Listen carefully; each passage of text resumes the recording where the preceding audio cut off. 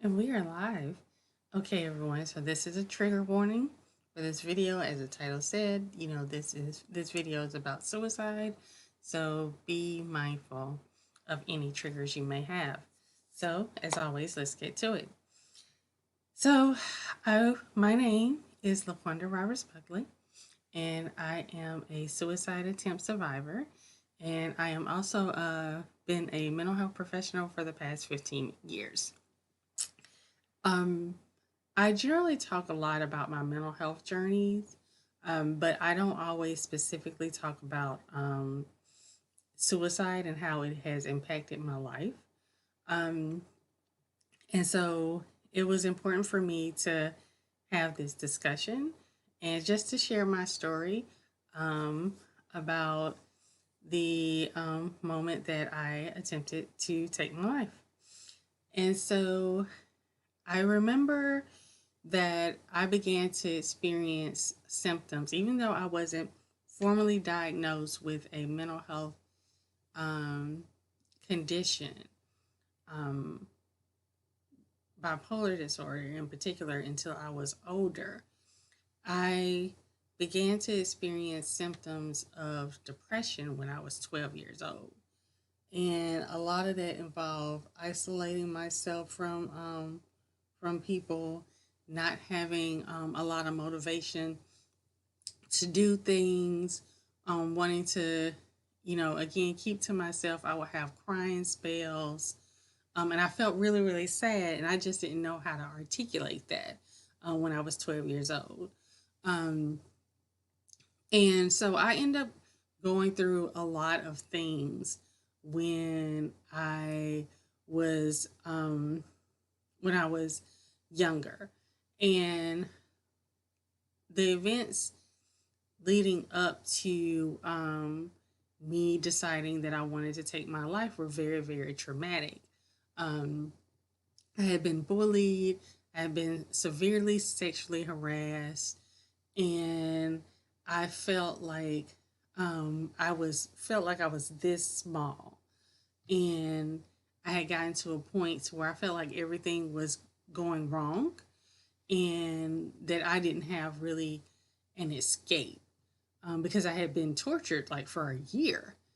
And so the day that I woke up one day and I decided, this is the day. Prior to, I had never had any suicidal thoughts before, but I had decided on this day that this was the day that I didn't want to be here anymore.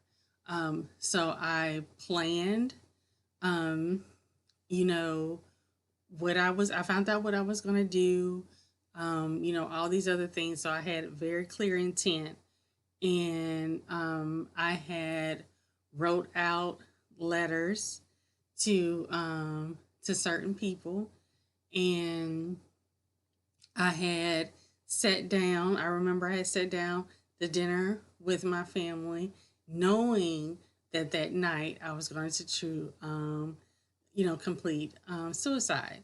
That was my goal. And so when people say sometimes they wish they would have known things, or they wish they would have seen the signs. Um, People are saying that they wish that they would have known things, or they would have seen the signs. I kind of, tell people that, those are things that I, um, that I hid. Like, no one knew that that was going to happen with me, because I hid it very well.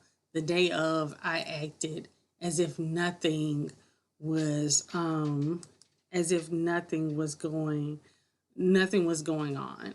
And so when that had taken, I had dinner, I was all smiles, and I waited till everyone went to sleep.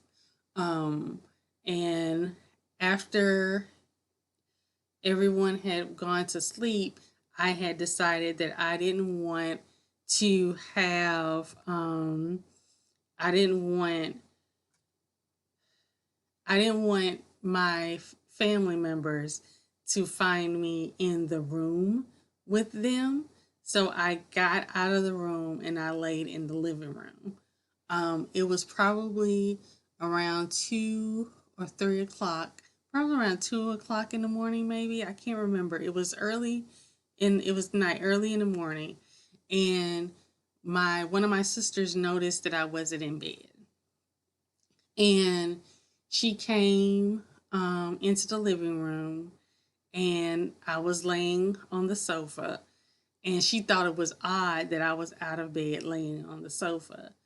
And so she, tried to wake me up, and I was in and out of it. I was semi conscious, and I was coming, in and out of it, and she knew immediately something was wrong.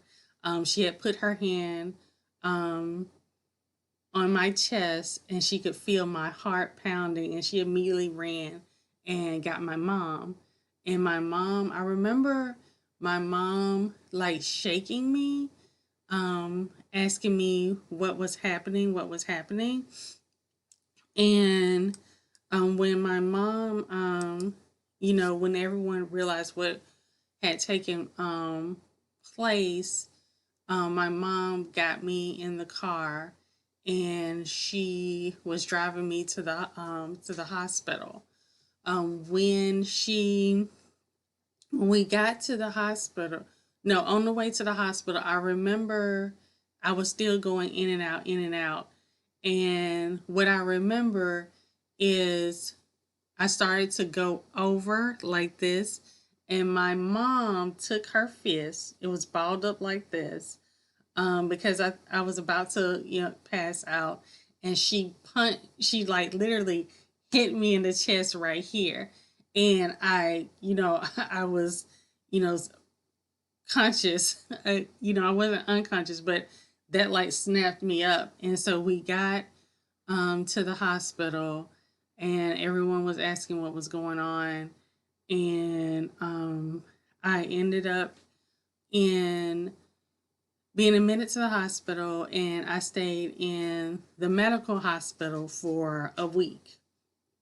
Um, I did not at this time, even though I had attempted suicide and it was in hospital for a week, I never received mental health treatment.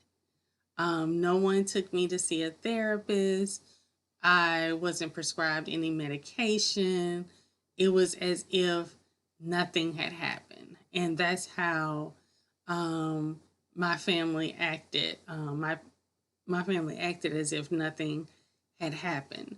Um, what happened while people's responses to me attempting suicide were, varied.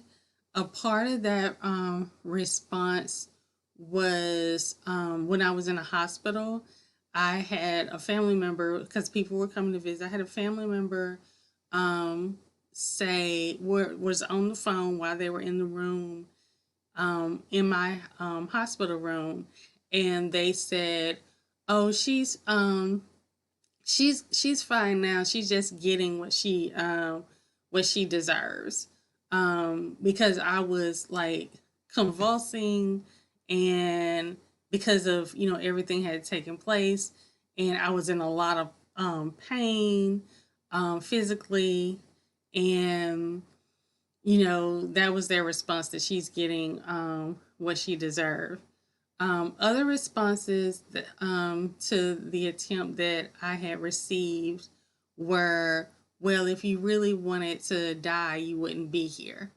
Um, and, you know, that one, I just, I just didn't really um, fathom, but people would make very bold statements around me.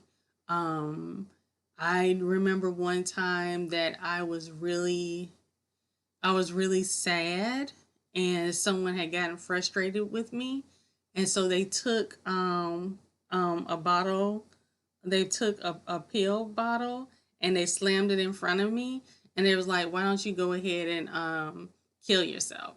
Um, no, why don't you go ahead and try to kill yourself again? And those are the type of things that I had to deal with. And I promise y'all, to this day, I am 41 years old. To this day, I do not remember.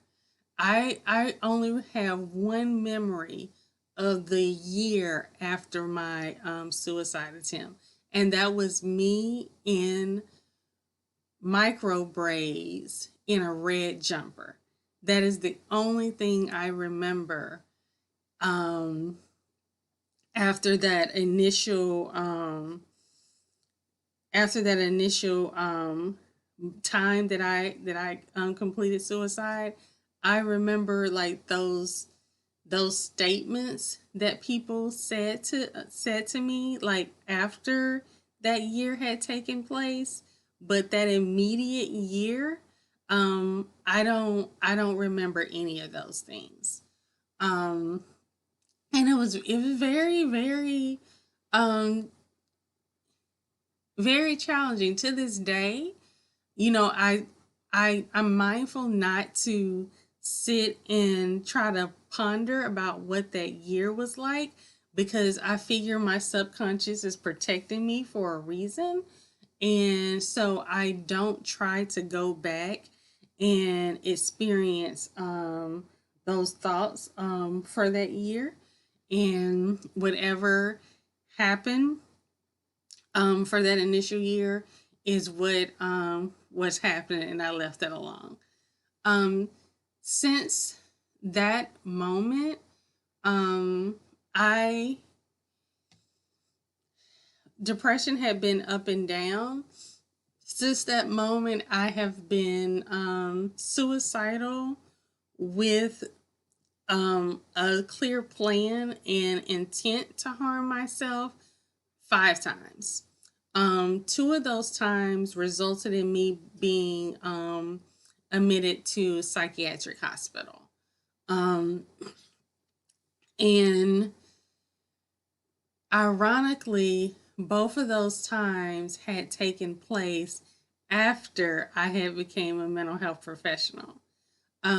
Sometimes when I talk about my mental health journey, particularly talking about suicide or having bipolar disorder, experiencing psychosis, um, people, especially other mental health professionals, don't assume that I am a mental health professional, and so I usually sit and wait for people to say what they have to say, and then I say, "Oh yeah, I'm a therapist."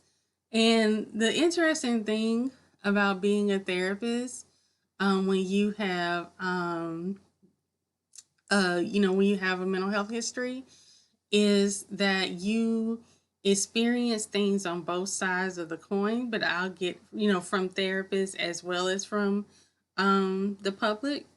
But getting back on this story in particular, I've been suicidal with plans and intent at least 5 times. And two of those times I had to go to the hospital. And I had to go to the hospital. Both of those decisions to go to the hospital were voluntary. And I have an interesting story that I'm going to tell this week about the second time that I went to the hospital. But whenever I have those thoughts, and I'm going to get more into what I do to manage. I have in my phone, I have the crisis text line in my phone, because I can easily, go in if I am in crisis, because I do have a history. I do have things on my phone to help me. I also have an app from SAMHSA. Oh, SAMHSA Suicide Safe is on my phone as well. I tend to I tend to gravitate towards crisis lines when I am in when I experience suicidal ideation. And I will do a video this week because this week I'm talking specifically about suicides. So I will be getting into what I do to manage suicidal ideation in another video, or suicidal thoughts in the mental health field. It's called suicidal ideation, but suicidal thoughts in another video. Um, Whenever I think about the fact that I attempted to take my life, I have mixed feelings about it. Um, when I hear um, people, I don't want to say jump on the bandwagon, right? But it's almost like no one mentions or talks about suicide until something happens. And then it's reach out, reach out, reach out, reach out, reach out, reach out, reach out, and then it's quiet. But if someone is dealing with emotional stress and pain, and sometimes you don't always know, but that's where it becomes important to just check on people in your circle. Um, because you never know where anyone's mindset is.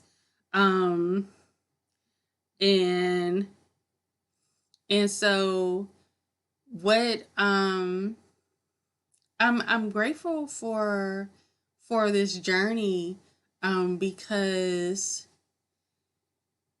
I have been able to do things that in life based upon just sharing my authentic truth that I don't think I would have ever been able to do. I've been able to speak about mental health all across the country. I've been able to speak about mental health at HRC, the Human Rights Campaign. I had an opportunity to talk to members of Lincoln Park. I had an opportunity to talk with the lead singer in Lincoln Park's widow, to Linda. Um, I was the director of outreach for the National Office of Mental Health America. And so, all of these things, and now, I'm the founder of Healing Black Women, which focuses on wellness, all forms of wellness for Black women. And so, being a mental health professional, being a certified life coach now, I'm able to draw a lot from, my personal experiences and the things that I've gone through to really ensure that what I do is authentic because it's based upon my life. Now, the interesting thing is my mental health experiences did not in any way influence my career path as far as being a mental health professional. I wanted to be a lawyer my entire life. And so being a mental health professional wasn't a part of it. And I met social workers who were mental health professionals and therapists, and that's why I am able. That's why I got into the field because of that. But it was never because of my mental health experiences. Now, after I had my first hospitalization due to suicidal ideation and psychosis, I began to build a career as a mental health advocate because of my mental health history. So, the mental health advocacy that I am and the speaker that I am is due to my mental health history. But becoming a therapist, that had absolutely nothing to do with my mental health history. It's almost like the two were separate and then they came back together later in life. And so I you know it's not, I don't have any like really close feelings to that experience when it had taken place. Like I can openly talk about it right now, without feeling any intense emotions. And I am really thankful that I'm able to, to hop on and share about something that's so deep and so personal, and for a lot of people, really, really scary. Um, but I think it's a very needed conversation, particularly in the Black community, because there's this myth that Black folks don't kill themselves. And, it's like I attempted to. And so we have to have this dialogue that we do get to a point to where we feel like we want to take our lives. And, it's very, very important that when we're experiencing certain things that we're reaching out to, crisis lines, because I want to get into the therapy aspect of it later, but we're reaching out to crisis line. I particularly like, excuse me, I particularly like crisis text line because it's convenient for me, and I like to text versus talk when I'm having certain thoughts. But there are crisis chats that are on the internet, and you can just look them up. I used to work for I used to be connected to a crisis line where people would call in, and I did that. I did that. How long did I do that? I did that for 3 years, where I help people in crisis, and I just stopped working as an emergency services mental health crisis, where I specifically dealt with people who in the community who all experienced a crisis, whether that crisis was suicidal ideation, suicidal ideation, homicidal ideation, psychosis, that, whatever it was, the person was in crisis, and I would respond in the community, at the hospital, wherever I need to respond on the phone to help that person. The National Suicide Prevention Lifeline, that's another resource. It's 1-800-273-8255. That's another resource that's out there. For LGBTQ youth, there's the Trevor Project that's available. And the crisis text line, you text, I think you text home to 741741. And so, those are all things that are available to you if you are having those thoughts, and those things, and those resources are available to you 24/7.